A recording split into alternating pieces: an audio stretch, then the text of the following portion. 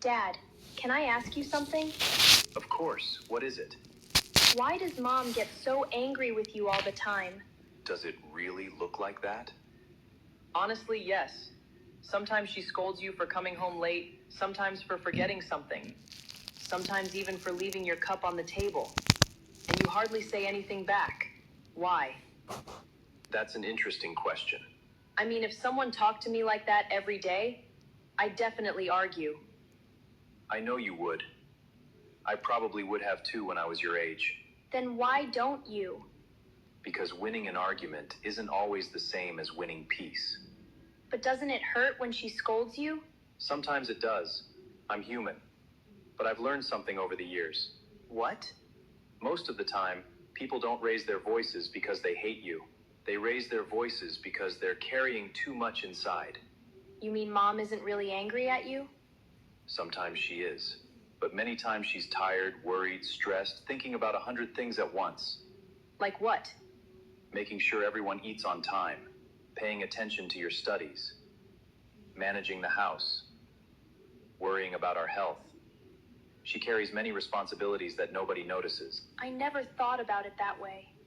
That's because responsibility is often invisible. But why don't you explain that she's overreacting?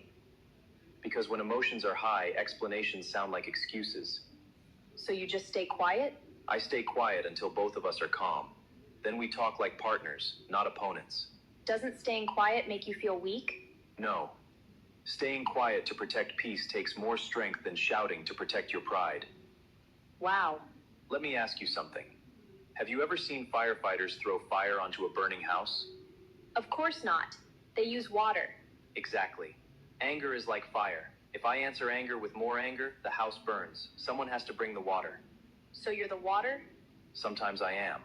Sometimes your mother is. A good family survives because people take turns being calm. But what if she's actually wrong? Being right has its place, but choosing the right time to discuss it is even more important. That's hard. Marriage isn't about finding someone who never gets angry. It's about learning how to protect each other even during difficult moments. I always thought love meant smiling all the time. Real love is choosing each other even on the days when smiling is difficult. So when Mom scolds you, you're not thinking about proving you're right? No. I'm thinking about protecting the relationship we've built over many years. Doesn't Mom appreciate that? She does. Maybe not immediately. But later she often realizes it, and so do I when I'm the one who makes mistakes. Wait, Mom says sorry too? Of course. We both apologize. Marriage isn't about finding the guilty person. It's about finding the solution. I think I misunderstood both of you. That's normal. From the outside, you only hear the words. You don't always see the love behind them. Dad, Yes? if I ever get married, I hope I remember this. Then remember just one sentence. Which one? In a family, protecting love is more important than winning arguments. Thanks, Dad. You're welcome, son. Life will teach you many lessons. But if you learn this one early, you'll save yourself and the people you love from many unnecessary battles. அன்பர்களே, நீங்கள் தற்போது கேட்ட ஆங்கில உரையாடலின் தமிழாக்கம் இதோ. அப்பா, நான் உங்களிடம் ஒன்று கேட்கலாமா? என்ன அது? அப்பா, அம்மா ஏன் எப்போதும் உங்கள் மீது கோபப்படுகிறார்கள்? உண்மையில் உனக்கு அது அப்படித்தான் தெரிகிறதா? உண்மையில் சொல்லப்போனால் ஆம். சில சமயங்களில் வீட்டுக்கு தாமதமாக வருவதற்காக அம்மா உங்களை திட்டுகிறார்கள். சில சமயங்களில் ஏதேனும் ஒன்றை மறந்து விடுவதற்காக, இன்னும் சில சமயங்களில் மேஜை மீது நீங்கள் கோப்பை அப்படியே வைத்துவிட்டு செல்வதற்காக கூட திட்டுகிறார்கள்.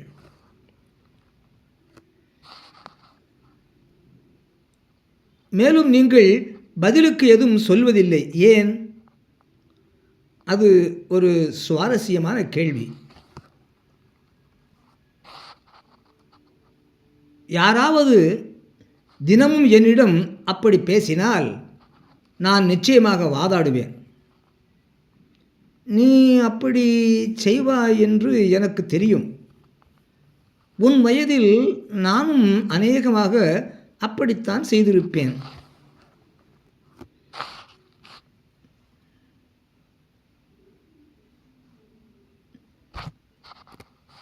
இப்போது நீங்கள் ஏன் அவ்வாறு இல்லை? ஏனெனில் ஒரு விவாதத்தில் வெற்றி பெறுவது என்பது எப்போதும் அமைதியை வெல்வதற்கு சமமானது அல்ல. ஆனால் அம்மா உங்களை திட்டும்போது அது வலிக்கவில்லையா? சில சமயங்களில் அப்படி நடக்கும். நான் ஒரு மனிதன். ஆனால் இத்தனை ஆண்டுகளில் நான் ஒரு விஷயத்தை கற்றுக்கொண்டிருக்கிறேன். என்ன? பெரும்பாலான நேரங்களில் மக்கள்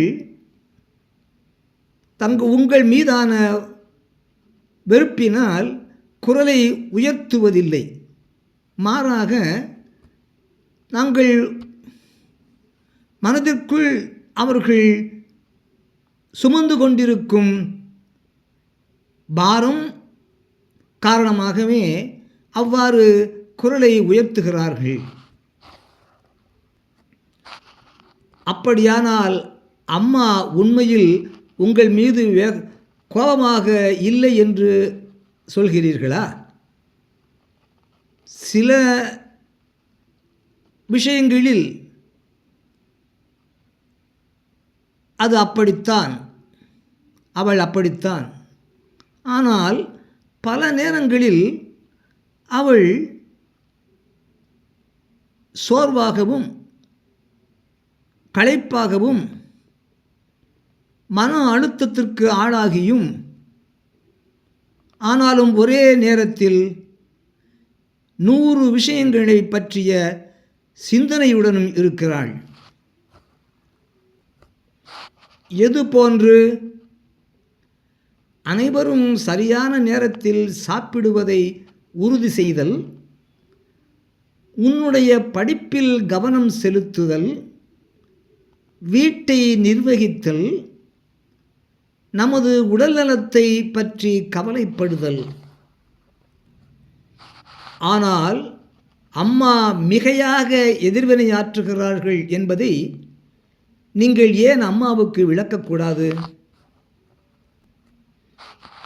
ஏனெனில் உணர்ச்சிகள் தீவிரமாக இருக்கும்போது விளக்கங்கள் சாக்கு போக்குகளாகவே தோன்றும். அதனால் நீங்கள் சும்மா இருந்து விடுவீர்கள் என்பதா? நாங்கள் இருவரும் அமைதியாகும் வரை நான் அமைதியாக இருந்து விடுகிறேன். அதற்கு பிறகு எதிராளிகளாக அல்லாமல் கூட்டாளிகளாகவே பேசுகிறோம். அமைதியாக இருப்பது உங்களை பலவீனமாக உணர வைக்கவில்லையா? இல்லை.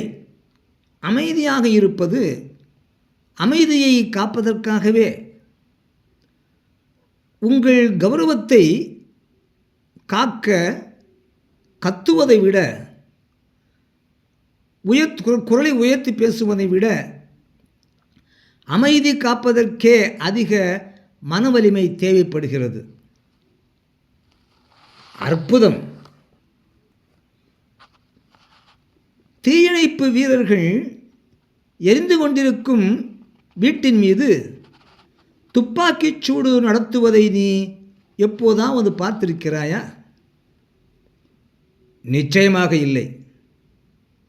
அவர்கள் தண்ணீரை பயன்படுத்துகிறார்கள். சரியாக சொன்னாய். கோபம் என்பது நெருப்பை போன்றது. கோபத்திலும் அதனை காணும் கோபப்பட்டால், அதற்கு நானும் கோபப்பட்டால் வீடு எரிந்து சாம்பலாகிவிடும். யாராவது ஒருவர் தண்ணீரை கொண்டு வர வேண்டியதாக இருக்கும். அப்படியானால் நீங்கள்தான் அந்த தண்ணீரா? சில சமயங்களில் நான், சில சமயங்களில் உன் அம்மா. ஒரு நல்ல குடும்பம் நிலைத்திருப்பது எதனால் என்றால், மக்கள் மாறி மாறி அமைதியை காக்கிறார்கள். அது கடினம். திருமணம் என்பது ஒருபோதும் கோபப்படாத ஒருவரை தேடுவது அல்ல. மாறாக கடினமான தருணங்களிலும் ஒருவரை ஒருவர் எவ்வாறு பாதுகாத்து கொள்வது என்பதை கற்றுக்கொள்வதுதான் ஆகும்.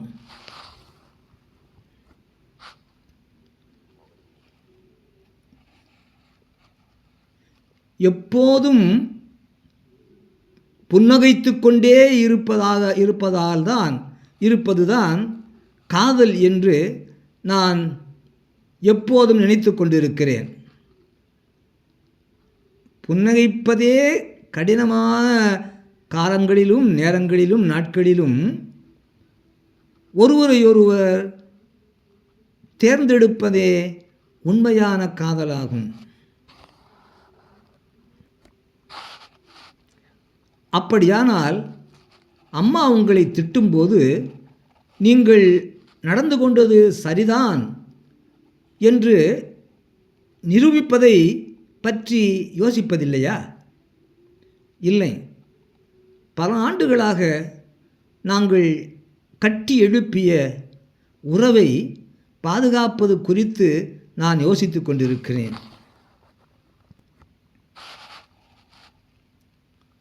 அம்மா அதை பாராட்டுகிறார்களா? ஒருவேளை உடனடியாக இல்லாவிட்டாலும் பிறகு அதை அவள் உணர்ந்து சொல்கிறாள். நானும் இன்று செய்யும் செயலை பேசுவதற்காக அதை உணர்கிறேன்.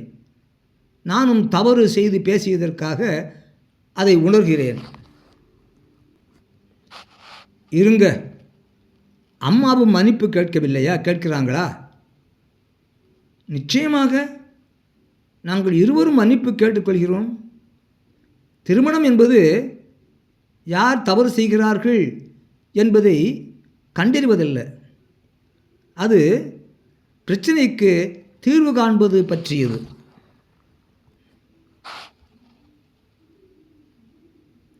உங்கள் இருவரையும் நான் தவறாக புரிந்து கொண்டேன் என்று நினைக்கிறேன். அது இயல்புதான். வெளியிலிருந்து பார்க்கும்போது வார்த்தைகள் மட்டுமே கேட்கின்றன.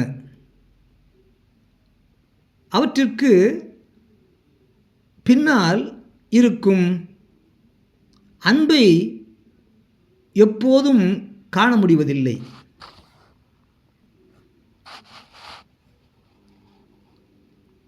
அப்பா, சொல் மகனே,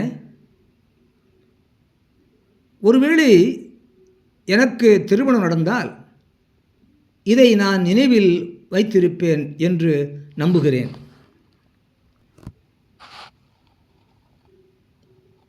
அப்படியானால் ஒரு வாக்கியத்தை மட்டும் நினைவில் கொள்.